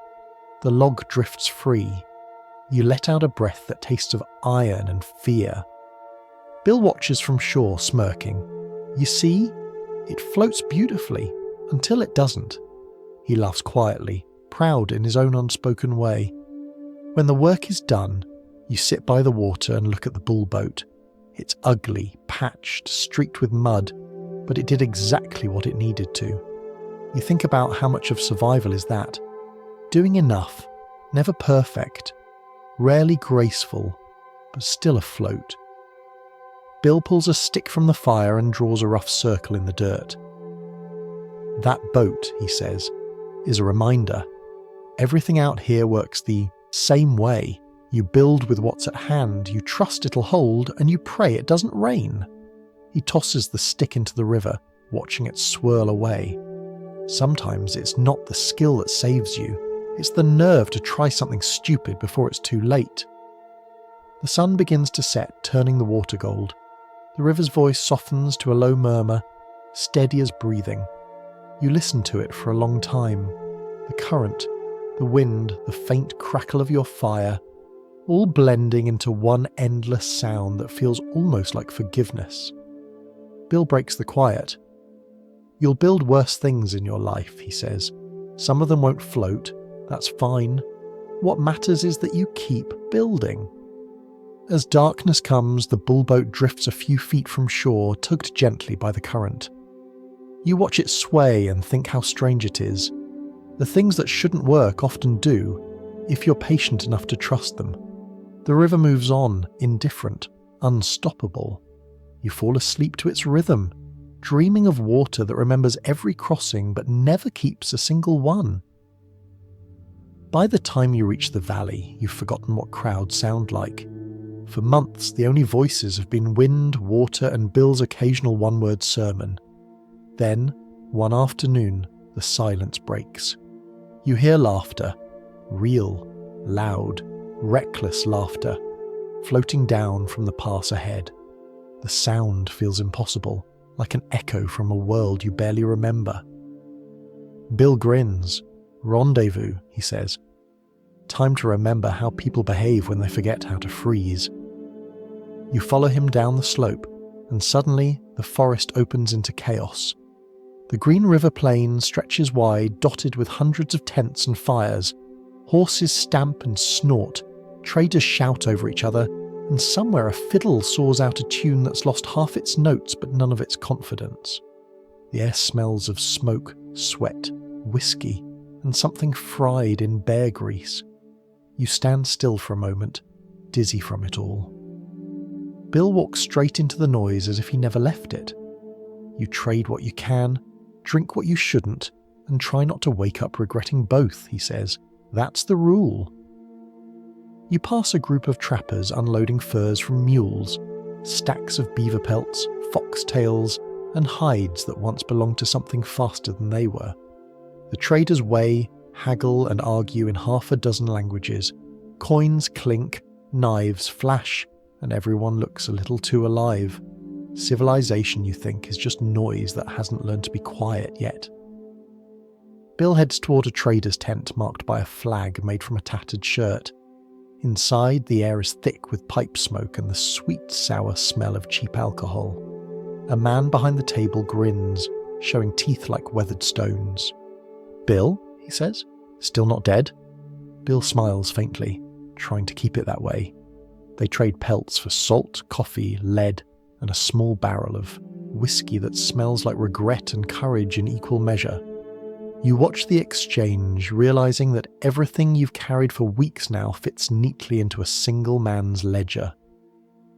"The mountains make you work for every ounce," Bill says quietly. "The valley takes it back in minutes." Later, as dusk falls, the rendezvous turns wilder. Fires bloom across the plain like stars that fell too low. Music mixes with shouting, laughter, and the occasional gunshot meant only for emphasis. Someone hands you a tin cup of whiskey before you can refuse. It burns like punishment but warms like confession. Bill clinks his cup against yours. "Drink slow," he says. "We've got a year's worth of silence to ruin." You wander between fires, watching scenes that would sound like lies anywhere else. Men wrestling, women dancing in fur boots, a preacher quoting scripture between sips. A man sells bullets and blessings from the same box. Someone bets you can't light a pipe from a bonfire spark. You lose a patch of eyebrow, proving him wrong. Bill stays near the edge of it all, smiling but detached. You sit beside him, the noise washing over like a river that forgot how to flow straight. "Doesn't it feel strange?" you ask. "All this noise after so much quiet?" He nods. It always does. The world's too big for one kind of silence. He looks across the crowd, faces lit by firelight, strangers laughing like family.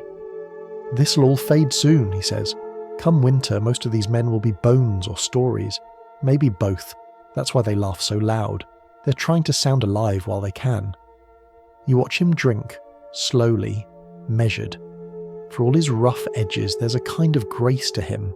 A man who knows every warmth is temporary and values it anyway. "You ever think about staying?" you ask. "Living down here, near people again?" He laughs softly. "I've seen what they call comfort. Too expensive." As the night deepens, the music gets slower, the laughter heavier. The whiskey dulls the edges of memory, but not enough to make you forget the cold above the tree line. You think about the months spent learning to keep a fire alive, to read the wind, to cross rivers that didn't want crossing. Down here, none of it seems to matter. Yet somehow, it does. It's written into you now. Patience, awareness, the art of not dying easily. Near midnight, a trader sits beside you and tells stories about the Blackfeet raids to the north, about lost traps and found fortunes. He speaks in a rush, every word soaked in exaggeration. "We're making history," he says proudly. Bill just shakes his head. "No," he says, "we're making mistakes someone else will read about." You laugh, and the trader doesn't notice the joke. He's already moved on, selling knives to a man who can barely stand. Eventually the fires die down, the music fades, the plain goes quiet except for the sighing of horses and the low murmur of drunk men arguing with dreams. You lie back on the hard ground, looking up at the stars. They're the same ones that watched you freeze, the same ones that marked your way when you were lost. Up there, everything's still simple, cold, endless, certain. Bill lies beside you, arms folded. "It's funny," he says. "We come down here for company and end up missing the loneliness." You nod. "The silence starts feeling like home," you say. He smiles in the dark. "Told you it would." The next morning, the camp wakes slow. The fires are ash, the laughter is gone, and the trading has turned back into routine.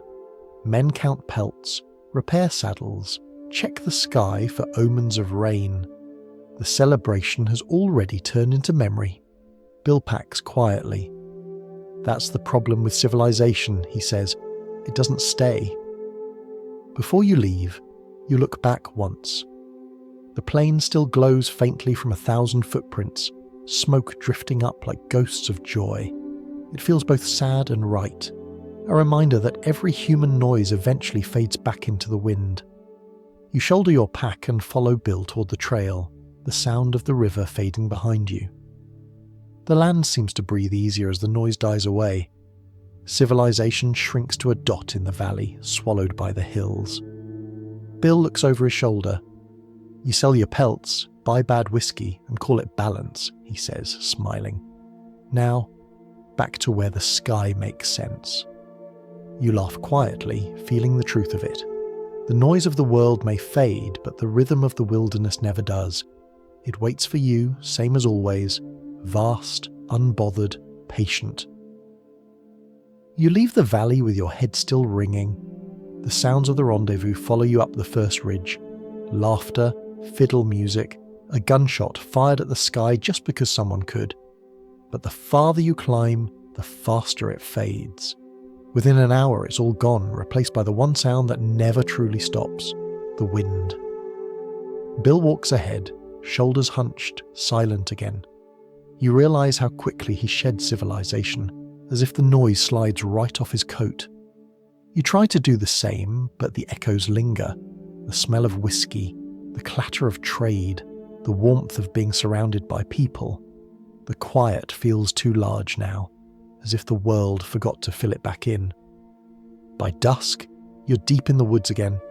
The trees stand close, their branches knitting together above you. The air smells clean, cold, almost medicinal after so much smoke. You set up camp near a creek. Bill drops his pack, squats by the water and splashes his face. "That's better," he says. "People leave a taste." You laugh softly, then stop when you realise he isn't joking. The quiet grows thick around you. You build a fire, and its crackle feels like company. The flames lean and sway, throwing shadows that seem almost alive. You stare into it, waiting for the world to settle back into its old rhythm. Bill sits across from you, carving something from a block of wood. The knife moves with a slow, steady rhythm. Scrape, turn, breathe. You watch him work for a long time before asking, "Don't you ever get tired of it?" The quiet, the same days over and over, he looks up, thoughtful. "You think silence means nothing's happening," he says. "That's the mistake. Silence just hides how much the world talks." You listen. The wind shifts. Somewhere, a branch cracks. The creek gurgles under the thin ice forming along its edge. Even your heartbeat sounds loud, like it's part of the forest orchestra. The longer you stay still, the more you hear, 1,000 small sounds weaving together, delicate as spider silk. Bill pokes the fire. "You start hearing your own thoughts clearer too," he says. "At first that's the worst part. Then it becomes the best." He tosses a twig into the flames. Solitude's not the absence of noise. It's the presence of everything you forgot to notice. Later, as the fire burns low, you lie back and stare at the stars. They look closer than before, sharper somehow. You remember the crowds, the drunken songs, the stories shouted over the crackle of too many fires. None of that seems real now. Up here, even memory becomes quiet. Bill rolls onto his side, his voice barely above a whisper. "You'll start missing the loneliness when it's gone," he says. You think he's teasing until you notice his face. Calm, distant, almost peaceful. "The wild's got a rhythm," he adds. "Once you hear it, everything else sounds off."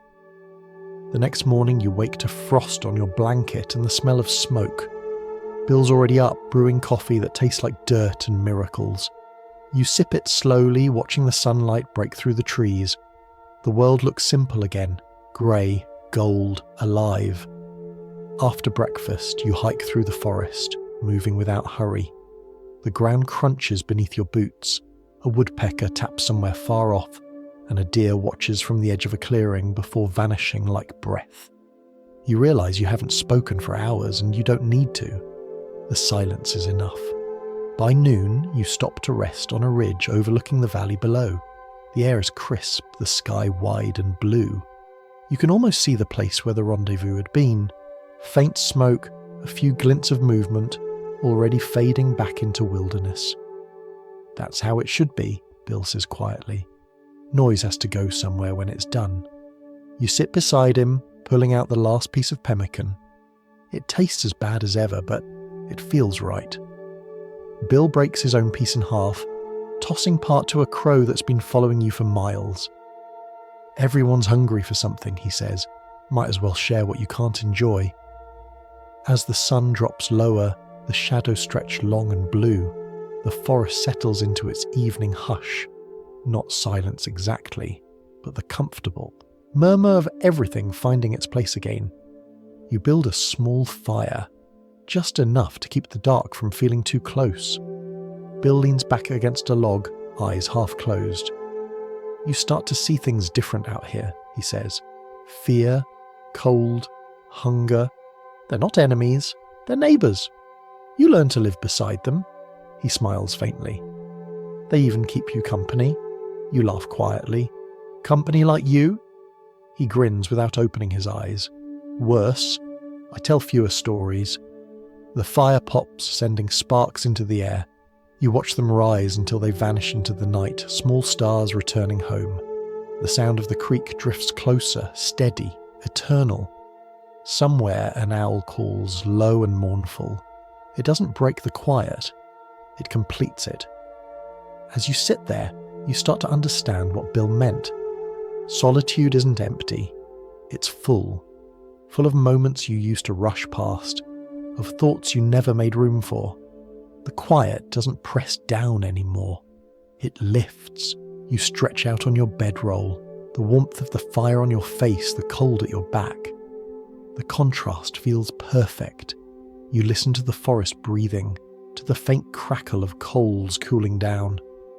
Time moves differently here, not forward, but outward, expanding in every direction at once. Before sleep takes you, you whisper something without meaning to. This feels like home. Bill doesn't answer, but you hear the soft laugh that means he agrees. Winter comes early that year. The air grows sharp before the trees have finished turning, as if the world decided it was tired of pretending to be kind.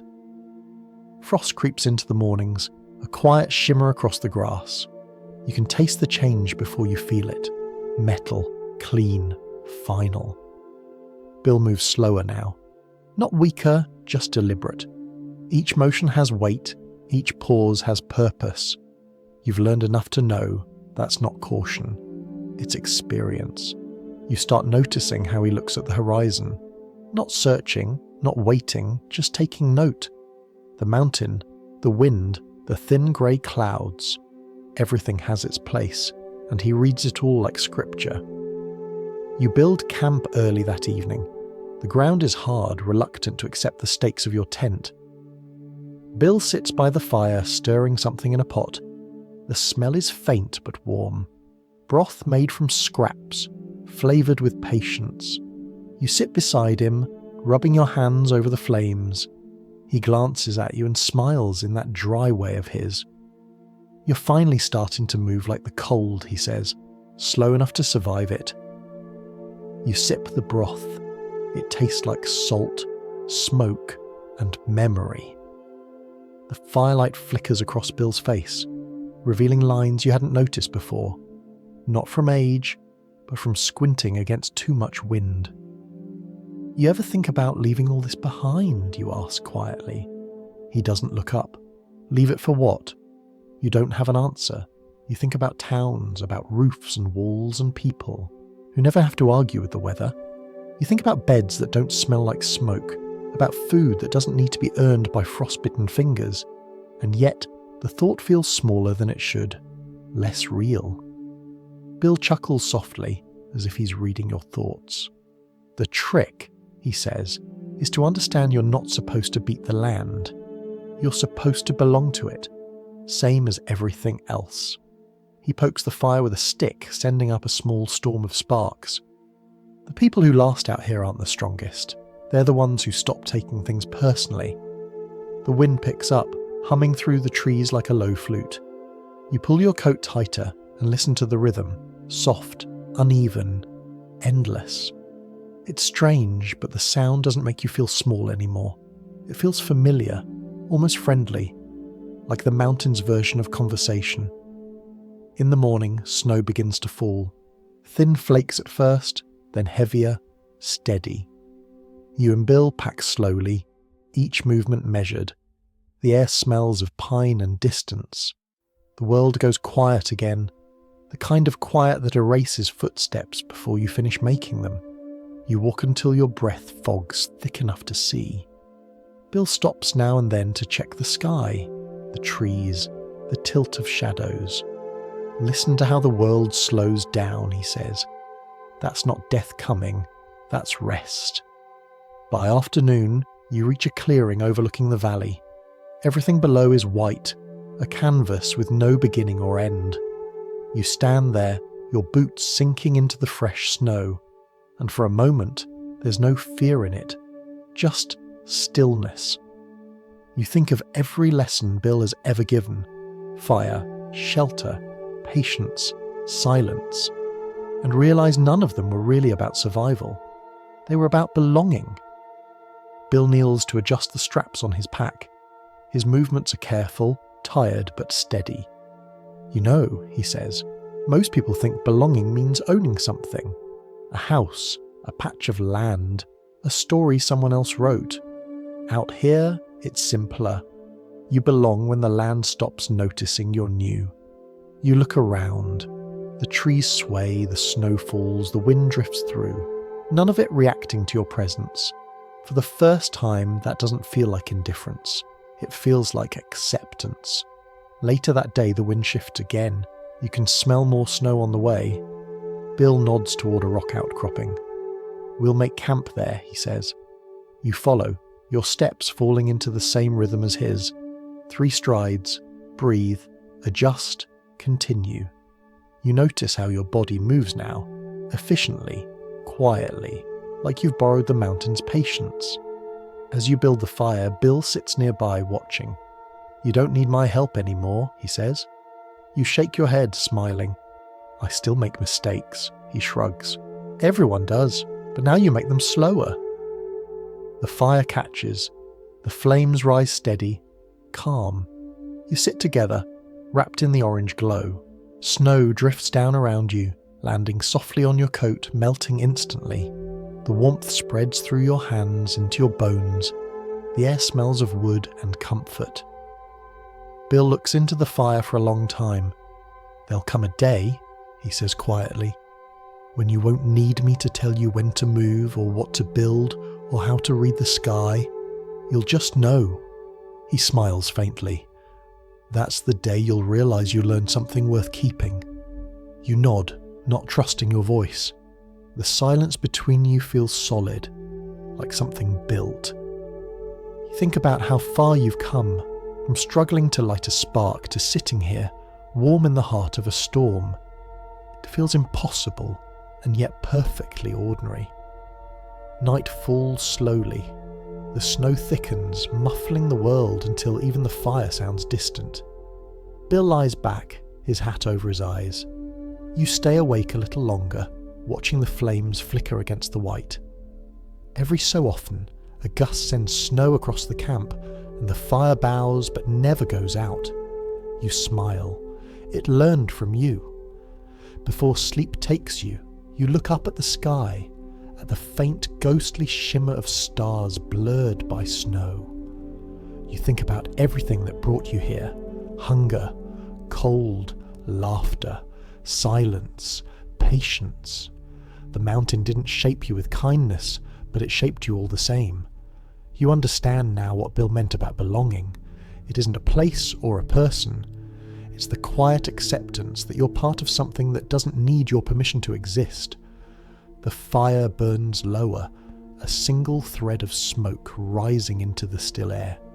You close your eyes, and the last thing you hear is Bill's voice, soft, half-dreamed. You didn't conquer the wilderness. It just stopped bothering to notice you. You smile in your sleep because that sounds exactly like peace,